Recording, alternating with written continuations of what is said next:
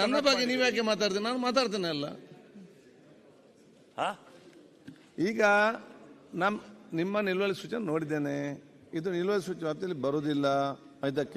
ಅದಕ್ಕೆ ನಿಮ್ಗೆ ಇದಾದ ತಕ್ಷಣ ನಮ್ಮ ಈ ಏನಿದು ಚರ್ಚೆ ನಡೀತಾ ಆದ ತಕ್ಷಣ ನಿಮ್ಗೆ ಬಹುಶಃ ಚರ್ಚೆ ಮಾಡ್ಲಿಕ್ಕೆ ಕೊಡ್ತೇನೆ. ಪ್ರಕಾರ ಕಲಾಪಗಳ ಮುಗಿದ ತಕ್ಷಣ ನಾವು ನೇಮ 60ನ್ನ ಇದರ ಮಹತ್ವನ ಕಳಿಬೇಡಿ.